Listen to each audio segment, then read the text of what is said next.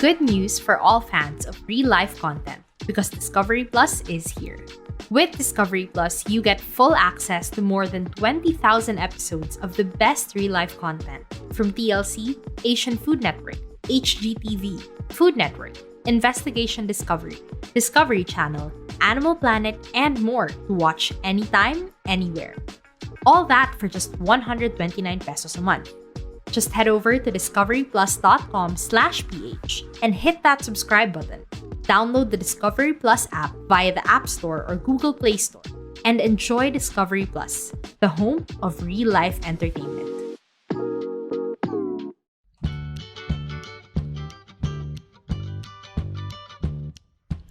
Good morning, good evening, and good day. I'm Francine, and I really love K-dramas. You're listening to Dramabuds, a Globe Studios podcast. So, hello everyone! Welcome back to Dramabuds Season 2. Before we start, let's just chat for a bit. Yeah, okay. I feel like I need to reiterate this every time. But I have been in a K-drama slump since probably April or May. I'm not kidding. I have barely enjoyed anything I've watched in the past few months. I mean, there were a few standouts. Okay, fine. April is a bit of a that's an exaggeration. But yeah, I'm not doing too well in the K-drama world right now. Even if I'm watching something every day, like I've tuned into at least 2 shows in every release cycle. You know how it is, how a lot of shows start at the same time and end at the same time. So I'm always tuned into at least 2 shows at once. But I mean, I barely enjoy what I'm watching. I realized that I just don't enjoy watching things slowly, like watching things, as it comes out, 2 episodes a week or 1 a day. Because most of the time, shows don't leave me wanting more and thinking about it for the rest of the week until the next episode comes. It's like, look, I'm watching it, I'm not super enjoying it, but if I only watch what I absolutely love, I'll probably just be watching 1 K-drama every 3 months, okay? So there is this kind of feeling that I'm forcing myself to watch things just to say that, yeah, I'm not stagnating, I'm keeping up with the times, with what the kids are watching nowadays. If I looked at my watch list from this year, I watched 20 ongoing shows this year.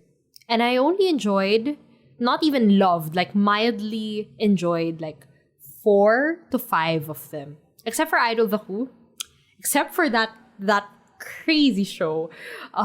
Nothing has consumed my thoughts and left me wanting and needing the next episode ASAP. It's like, okay, it airs on a Wednesday, Thursday, and from Friday to Tuesday, I will be thinking about that show. It has never happened until Idol The Who. And yeah, thinking of all the shows that I ended up loving and I enjoyed watching. I have a tendency to be a binge watcher because I feel like I can control my pace. If I really want to watch it all in one go, you know what? Sometimes you just want to sit down in front of the TV and just keep watching. 10 hours straight? Fine, go. Only take breaks to eat or to go to the bathroom. Yeah, that's how life is sometimes, okay? I like having that option. or I just choose to watch 2 to 4 or 5 episodes at once and then I can take a break for the next day. I like the immersion. I like being completely immersed in a show when I watch it. So this year, I think my most memorable binges were Designated Survivor 60 Days. More on that later, my God. Live, early this year, that was crazy. Dear My Friends, my God. When I decided to binge that show just to get it over with because I'm so tired of crying, my God. I Hear Your Voice, I binged that 2 days. I enjoyed that show. I enjoyed that because I binged it, because I just kept going. And recently I watched DP. I think I watched all 6 episodes in a day. very, very good. Last year, I binged Chloe. That was my very first K-drama. Worth it. I binged The World of the Married right before the finale. Sky Castle, totally worth it. What else? It's Okay, That's Love. I think at some point, I just finished it. I finished like the last 6 episodes in a day. And then Doctor Romantic 2. That caught me by surprise. I was watching that slowly, and then when it got good, I just kept going. So, yes, those were my memorable binges. Whether or not, like, these shows held up, you know what I mean? Whether or not, like, I still think they're amazing and they remained my favorites, that doesn't matter. You know, what matters is that I enjoyed the experience of watching them, which I really cannot say for most of the shows that I have watched. So today, I just want to talk about, like, binge culture in general, binge watching, pros and cons of it in the K-drama context. And I also want to talk about the shows that I binged. Most of them I already mentioned here. Just to clarify, yeah, you know how we have to define things. Like, binge watching to me is watching 3 or more episodes in one sitting or in one day. So in Western shows with like a lot of seasons, you know, someone binge watching the 10 seasons of Friends, yeah, that can take days. That should take days, my God. But in K-drama, since most of them are like 20 episodes or less, you can finish a show in a day. You can finish a show in a day or 3 days. That's a good range for me. So before anything else, I do want to talk about like the traditional K-drama airing structure, release schedule, whatever, because I feel like because that's changing, that's why binge culture is growing, because we're changing how we consume K-dramas nowadays. Because traditionally we get like 2 episodes a week for 8 to 10 weeks when they're airing on TV networks, but with the emergence of OTT platforms, that has totally changed. I mean, some shows stick to the weekly airing even if they're releasing on like OTT platforms. For example, Dr. Brain is on Apple TV. They're doing 1 episode a week. Yumi Cells was airing simultaneously on TVN and TVing. Is that how you say it? But they still did 2 episodes a week. So yeah, they still choose to do like a more traditional release schedule. But that's fine. Others release all at once, and those are usually the Netflix productions. So, okay, people tend to say like, oh, K-dramas shouldn't be binged because they're meant to be consumed 2 episodes a week. That's how they're made. That's how they've always been released. And I now ask to those people who use that justification. Okay, that's nice to know. But I just ask, like, is it meant to be watched slowly? Or is that just a limitation of their choice or their need to air on TV networks and compete for ratings? Like, is weekly airing an artistic or creative decision? Which is, you know, what people are implying by saying that it's meant to be watched that way. Or is that just tradition? Is that just how things have been done for all these years? But, you know, new platforms are coming in. New methods of accessing K-dramas are emerging. And people's viewing habits, consumers' viewing habits have changed. Yeah. Doesn't that give creators the option to break away from those traditions? And so nothing is meant to be viewed in one way or another anymore because we have options. And so creators can choose for their work to not be viewed that way if it's possible with the platform that they've like partnered with. I don't know, just thoughts. Just thoughts. Because like even on like TV networks, okay, they don't even need to fill the time slot with 16 episodes anymore. I mean, a lot of shows have just been releasing 12 episodes or even less. And then on OTT platforms, they can release like 6 or so episodes all at once. Cool. So, I don't know, hopefully with the emergence of these new streaming sites and platforms, like creators can choose to release it all at once or chunk it however they want. Like writers can pace the story to cleanly fit how many episodes they'll release in one go or over a period of time. Or basically what Arthdale Chronicles did. That's right. I found a way to plug Arthdale Chronicles here because they did, in fact, chunk their show into 3 major parts, right? Where the story, I mean, although it's continuous, they don't stand alone. Like, there are some huge changes from part 1 to 2 and 2 to 3. I'm just saying Arthdale Chronicles did it first.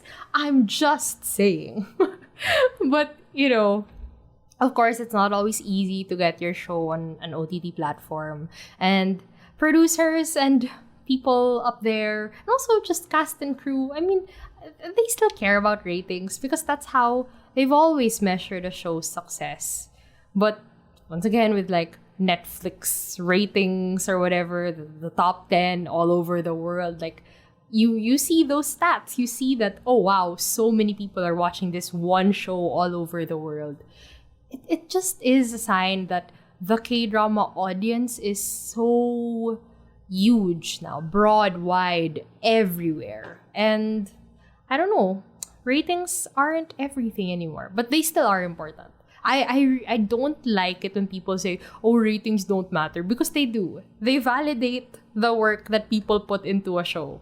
Okay? Maybe they don't matter in terms of quality. I mean, I personally am watching a show with 0 point something something ratings consistently, and I absolutely love it.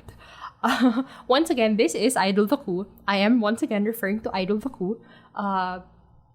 I know that the ratings are abysmal, but I love the show. So in terms of quality, then yeah, ratings don't matter. But don't say they don't matter because like, oh, you shouldn't care about how many people are watching. Like, bro, their job is to get people to watch their show, okay? Ratings do matter.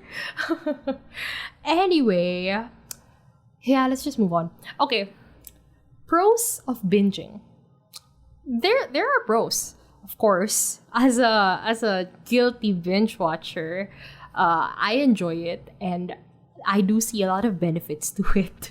As someone who has a lot of time for it, by the way, or I don't have a lot of time, but I choose to have time. If I want to watch something, I actually have the time to watch it.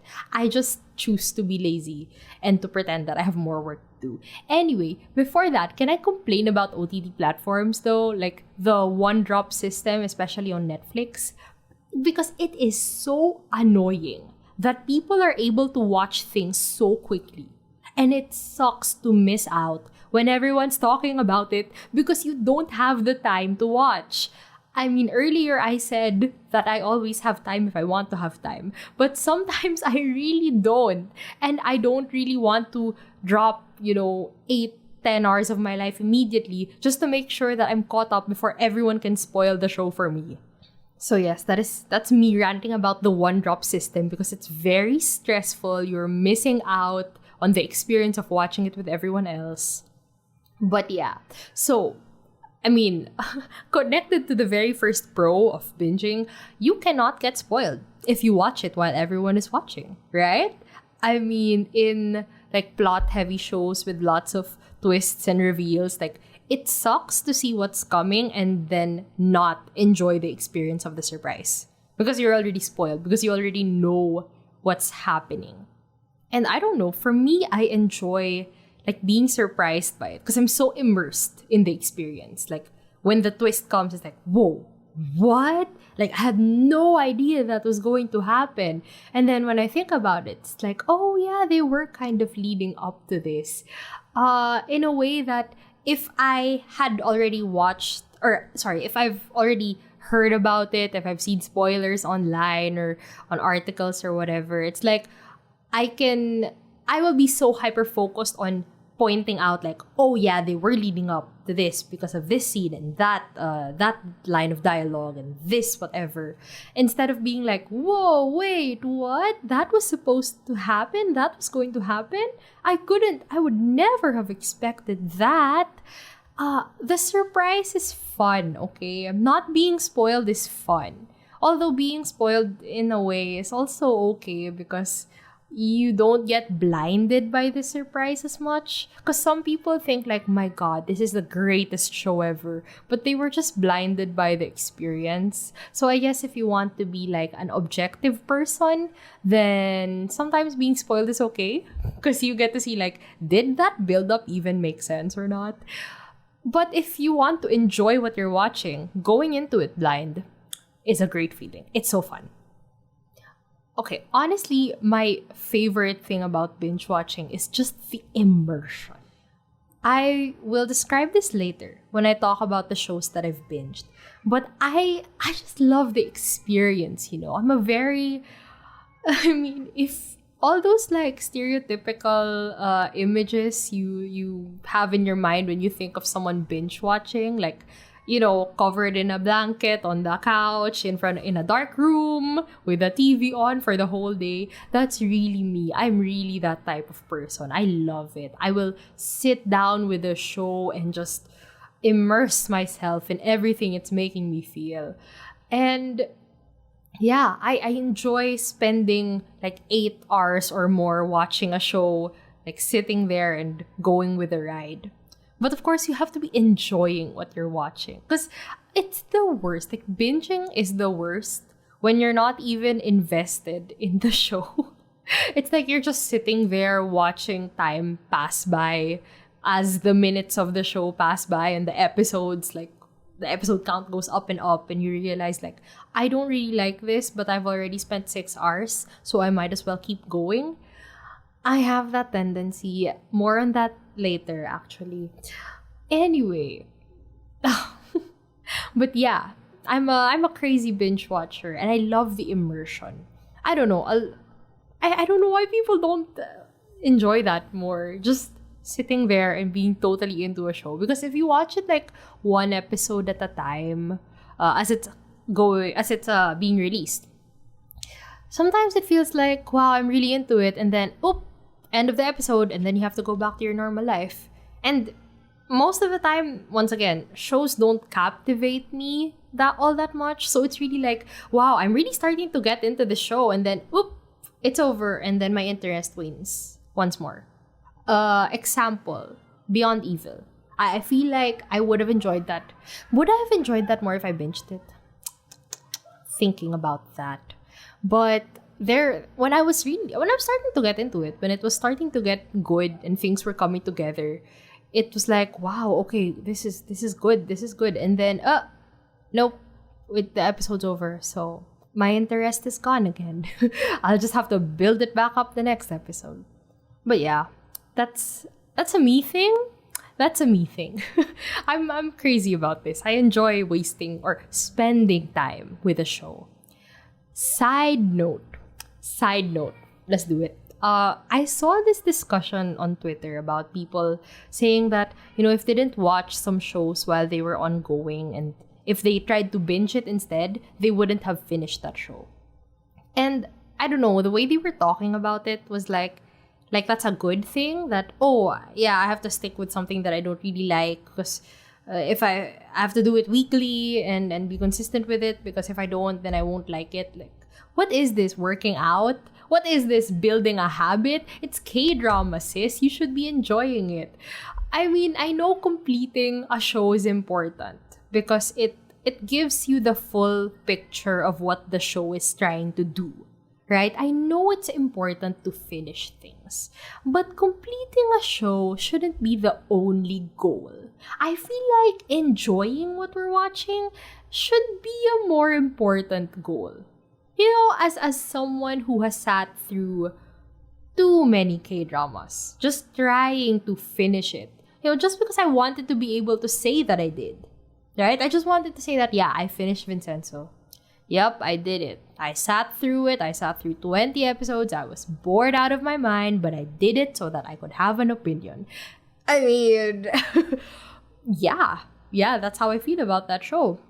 And see, finishing it didn't change my mind about what it was to me or how I felt about it. Or it didn't change how I saw the show. I still didn't like it. But I could say that I didn't like it, but I finished it. As if that's a badge of honor, sis. As if you should be proud that you wasted not even 20 hours, maybe 25 or more hours of my life on a show that I didn't enjoy. And for what? Correction, I did not spend 25 hours because I watched a lot of the episodes in 1.5 or 2 times speed. So definitely less than 25. But yeah, like, what was the point of doing that to myself? It's not how life is meant to be lived. And Idol the Coup, once again, hello, it's Idol the Coup. Once again, getting a shout out on this podcast because I can do what I want, okay? Idol the Coup has taught me that I can, I should, and I deserve to enjoy what I'm watching.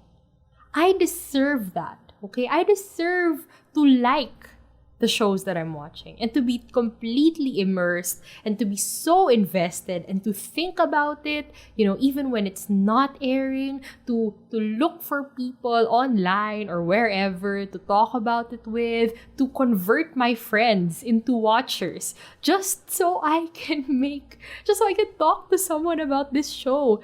Do you know how many people I've dragged into watching this show? Maybe like 3 people. Maybe 3. But all of them have enjoyed it. I have a 100% success rate of converting people into, absolute fans of this show.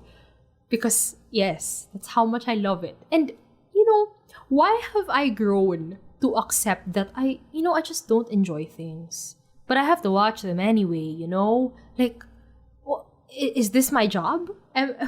Is this my job? To not enjoy things? Am I a mindless consumer? Was I born into this world simply to accept everything that is presented to me without understanding what I like, what I want to see, what I want to watch, and honoring that? Like, am I only here to be, mindless sheep watching your shows that I don't even want to watch? Why is it my job to watch things I don't like? I have lost my way, man. I've totally just lost it. Like, that's why I was in a slump. Because I was forcing myself to watch things I don't want to watch. And Idol the Coup has reminded me that, you enjoy K-dramas. You like this stuff, okay? You like what you like. It's why you've watched, 80? I think I'm at my 80th or 80 plus K-dramas by now. Yeah, it's why I've watched so many shows. Most of them I didn't like. But a lot of them I did. Okay? Idol the Coup has reminded me that I deserve that. I deserve to find those shows that speak to my heart. Yeah. If I found that show after it aired, I would have binged it immediately. I know I would have just gotten sucked in and binged that whole show in one sitting because I would love it. It's the pacing of the show is on par with like Designated Survivor or Hot Stove League. More of those comparisons someday when I review this show when it's over. I swear. I would have binged that the way I binged Designated Survivor. But now that I found it while it was ongoing, I do enjoy being invested in a show like this. Because it has never happened before, and I doubt it will ever happen again. So I'm just going to honor my feelings and enjoy this experience. Anyway, wow, yet another Idol the Coup tangent. Oh man, okay, so back to binge watching. Another pro of binge watching is just pacing yourself however you want. I mentioned this, we have busy lives. We don't all have like an hour every night to watch a show. Sometimes all we have is the weekend and we want to spend every minute of it watching K-dramas. That's a perfectly valid way of living your life. And if I were not stuck at home all day, being able to watch an episode a day is a luxury. I wouldn't have the time if I had to like go out and go to school and stuff. Like all I would have is the weekend and all I could do is binge. So yeah, like it's making good use of your time. If you're enjoying what you're watching, it's making good use of your time. If you're not, then it's a good time waster. But why would you do that to yourself? More on my binge experiences later. But my thought process, which is a very dangerous thought process, by the way, when you're binge watching, is that if the next episode's there, why not? Why not press the next? Why not go to the next episode? Why not watch the next? It's just another hour of my life. It's terrible and dangerous, and I should probably stop doing it. But alas, I made this episode because I needed to come out as like a terrible binge watcher, okay? I'm not the worst though. I'm sure more people have worse viewing habits than me. So, speaking of just terribleness, like the cons of binge watching, what a bad segue. I think the major con for me is fatigue. Not just like physical fatigue, but also mental fatigue. Because it's so exhausting to be immersed in something for so long. And especially for shows that require a lot of attention. Like a mystery, a thriller where you pay attention to details and stuff. You miss out on important things because you're drowning in information. Like you have watched, 5 hours straight of this show, and an important clue was released in episode 3, but that was 2 hours ago, and you've been through a lot in those 2 hours. And now you can't recall, like, wait, why was that detail important? Why were they referring to something that I can't recall? Because sometimes, like, the recency helps, like, because you just watched it earlier, you still remember everything. Or there's just too much info and you can't recall anything. It's very difficult to balance that. That's the mental part. And then there's also the physical fatigue, in which, late nights, all day sitting on the couch or on your bed, it's not good for your back, guys. It's really not. It's not good for you. Don't do it. But yeah, physical exhaustion is real. And by we, I mean me, I have a tendency to just, once again, to just keep going. It's like, okay, I'm sleepy, but, if I go to sleep, I will be wasting several hours that I could have spent watching this show. Even if my mind wasn't fully there. Like, what is the point of watching something when your mind isn't fully there? Says the girl who's always on her phone while watching boring shows. But, yeah.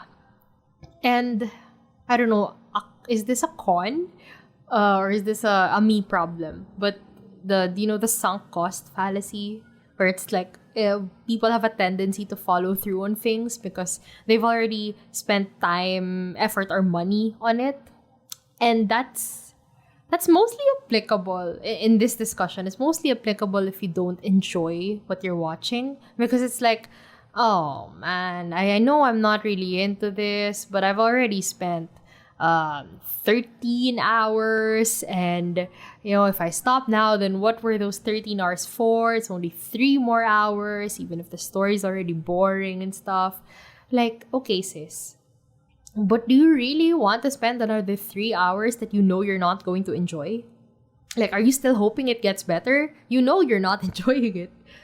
And if it doesn't get better, like if the ending wasn't satisfactory, it's really like you wasted an entire day of your life on something you didn't like. Something that you couldn't even say, like, at least it was worth it in the end.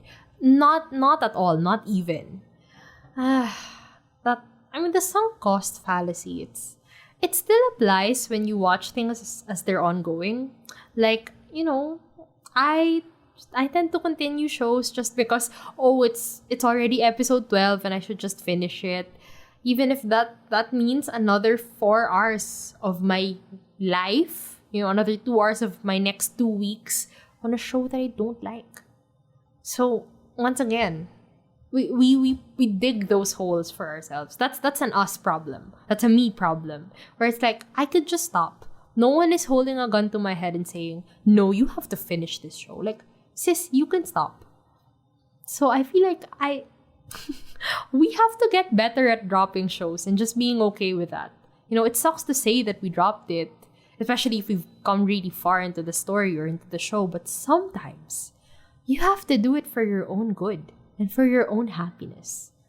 So yeah, I just want to talk about like the shows that I enjoyed binging, because okay, I feel like some shows are truly better off being binged because of how the show is like paced. I think pacing is the most important aspect of a show that would make it better for binging. Because some shows, okay, maybe they're meant to be savored. I don't know. But some shows are so fun if you binge. It's so fun to just keep going. I only chose like 4 shows. Wait, let me check. Yes, I only chose like 4 shows to talk about, but there were a lot. I mentioned a lot of shows that I enjoyed binging. There are a lot more, but these 4 were very memorable to me. So I mentioned it earlier. Designated Survivor 60 Days, guys. I don't know why. Not a lot of people. I mean, have a lot of people watch this show, but it's just not as popular as I want it to be because it's so good. Okay, I spent like the 3 most intense days of my life just watching this show. Because I remember sleeping at 3 a.m. for 2 days. And we had to stop watching in the middle of some episodes because it's like, as much as I want to know what's going to happen, my eyes cannot stay open. We have to go to sleep. And we just had to continue it the next day. So what a great experience. Here's why it's so good for binging, okay? Because they like resolve a huge problem. Nearly every episode is like one major crisis that could, be the end of Korea as we know it. And then they introduce a new conflict for the next episode at the very end. So it's like you have this adrenaline rush of coming into an episode with something you need to do. And then they go through all the hoops and all the stress. And then they resolve it. Thank God they made it through that crisis. But then somehow a new problem rises. Something more is revealed about the mystery of the conspiracy of this stuff. And it's like, my God, can we catch a break? No, because you are running the country. Overnight, you became the president of this country. So, no, you cannot catch a break, Park Moo-jin. And I love that. I love it. It's such a simple structure, but it works so well in this situation. Because Park Moo-jin's job is not literally, it's figuratively to put out fires. Just putting out fires, building up the possibility of him running as president for real in the next elections. Like, it's just so engaging. There's so much going on, but the adrenaline rush feels so good, and it's so much better when you're immersed in it, when you're totally into it. Love that show. Best binge. One of my best binges. Another show that's great for this is The World of the Married. One of the first K-dramas I watched last year. So fun. Like, I think I binged it for a few days just to catch up to the finale that weekend. And, okay, one thing I love about this show is that it didn't prolong the mistress hunt. And it went straight to like, what's her name? Ji-sun-woo? Am I right? To her like grief and her anger at this situation. And yeah, there was a bit of like, okay, hiding what she knew and trying to be sneaky and finding out more about this woman and just like indulging in her, not fantasies, her anxieties about the situation because she can't immediately jump into action without any proof or without catching them in the act or something. But after a while, like, yeah, she revealed that she knew, she caused a mess, as she deserves to, honestly. She deserves to flaunt it and ruin other people's lives.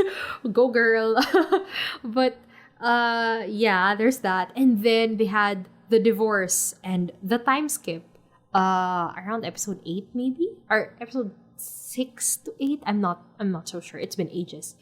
I'm glad the show did that to like cut off this like the marriage part and then the post-divorce part of the story, because the aftermath of that in her life, in her motherhood, in her child's life. And then seeing, what's his name and his new wife, basically Park Hae-jun and Han So-hee, their new happy life together and all that, and how she, chooses to ruin it. No, she doesn't. But she just wants to live her life normally, or as normally as she can, while knowing that her ex-husband and the woman that he cheated on her with are living happily in the same neighborhood. The drama, the intrigue. It's just crazily intense. And at first you wonder, like, when is she going to reveal that she knows this and that? And what's she going to do about what she knows?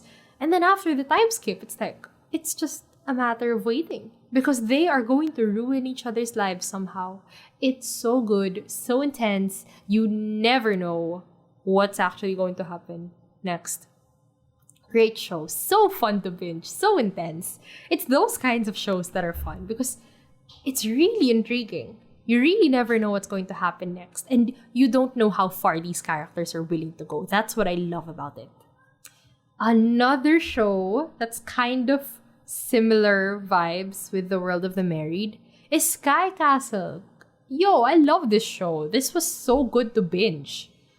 Honestly, it's been ages since I watched this, and I can't name like the various stages of this show's story. Like, what were they dealing in the first part of the show, the first few episodes, and this and that. I can't do that. I really can't.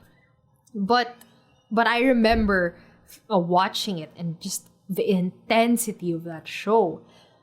It's an intrigue show, right? Where you don't know who's capable of doing what, and even the kids. Honestly, like, you think only the mothers are that ruthless. Mostly the main mother. I'm so sorry, I forgot all of their names. You'd think only she would do that, but honestly, the other moms or the kids or even the dads, like, who knows how far they're willing to go to, get ahead or maintain their secrets or whatever. It's great that they have like 4 very strong characters and memorable families. Everyone is memorable to me. Even like the comedic relief family of Onara. Like, they're also memorable in a way. Hey, that kid made me cry. His scene where, he got a low score or something and his mom was just hugging him and saying like, I don't know, something like, it's okay if you're not smart or whatever. Something like that, and I cried. I cried like a baby. Oh no, Sky Castle. Sky Castle has made me cry like 3 very intense cries. So good. So good. Anyway, so it's great that there are these 4 families and slightly more with Coach Kim, just intense characters all over who could do so many things that you will not be able to expect. And just like 20 episodes of constant intensity is such a hard feat to accomplish. And, a lot of people complained about the finale. Yeah, I saw a lot of, comments about that. Even heard it from other people, whatever. They felt like the finale jumped into this happy ending epilogue without any of the intensity that the first 19 episodes had. And okay, I kind of see that. But coming from a binge perspective, because I didn't watch it as it was ongoing, so my expectations weren't rising the way their expectations were rising. I kind of knew what to expect. Coming from that perspective, I didn't feel that disappointed by it. That's another pro of binging. Hey, you know what to expect, so you can manage your expectations. That's cool. Hey, that's a nice realization. Yeah, manage your expectations, because you know what's coming. You can pace yourself. You know what you want to see or what you're going to see and whether or not you'll like it. Or you don't have to follow everyone's opinions on what you see. I don't know. And the last show that I binged that was very interesting was Squid Game. Yes, I finally watched this show about a month after everyone watched it. And this is a show, to me, it's made to be binged. Because I cannot imagine watching this slowly. How do you do that to yourself? Okay, the challenge of the week, their games happen every other episode ish. So there's always something to look forward to when you start figuring out that pattern. And I loved how there were like new mechanics, or I guess dynamics, added during their like downtime periods, like when they started like forming alliances and killing each other at night. Yeah, that's fresh to me. I didn't expect that we'd go there, but we went there. So there's more to their story. There's more going on in their world.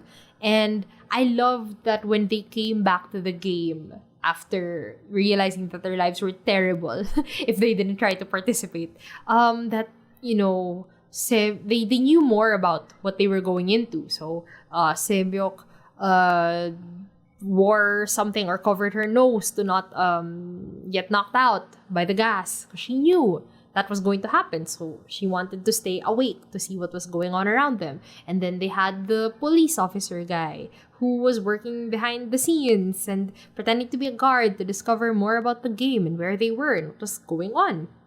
So, you know, like as we were discovering more about the games and more about the characters and what was going on in their lives and how desperate they were to win this game.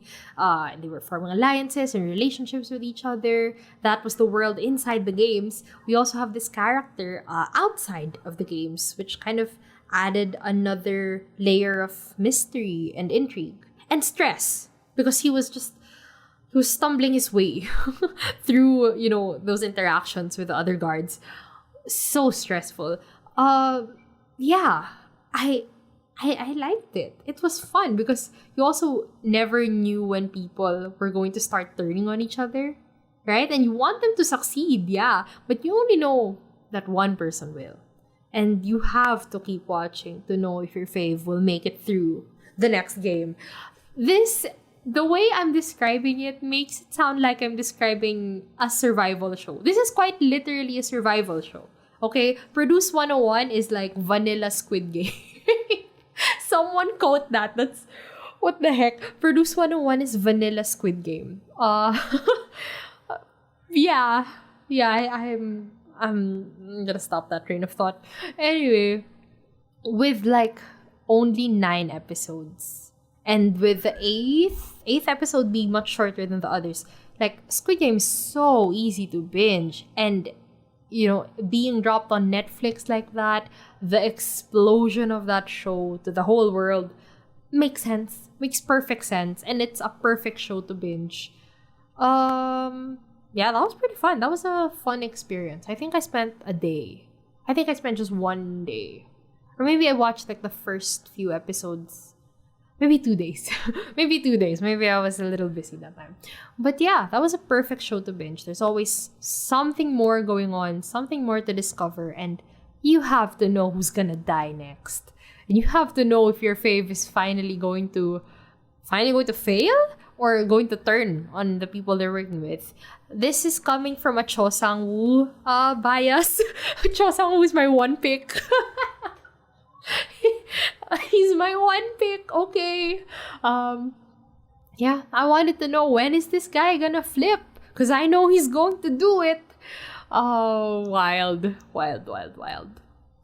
So yeah, that's it for me today. What are my final thoughts? I guess binge culture is huge nowadays because we have the means to do it.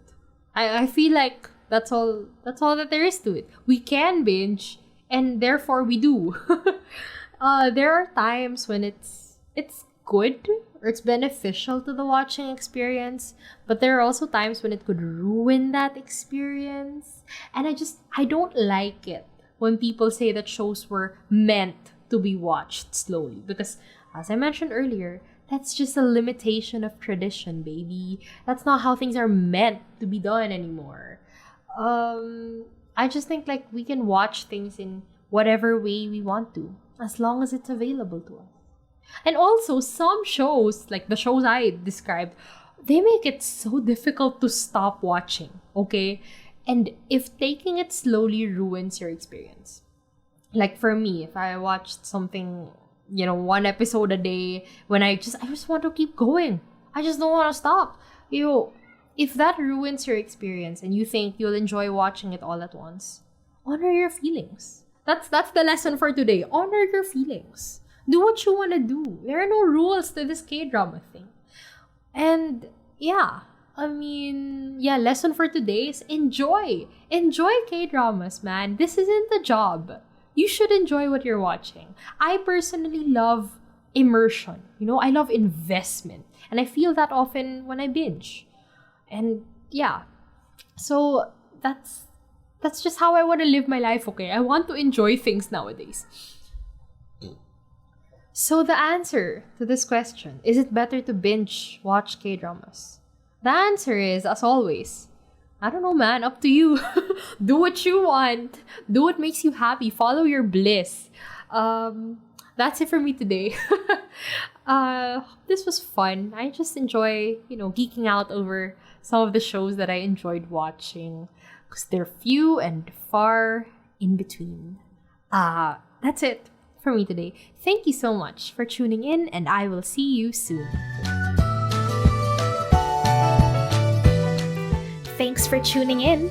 Feel free to leave a comment, like, subscribe, follow, and tell me what you thought about today's episode. See you soon!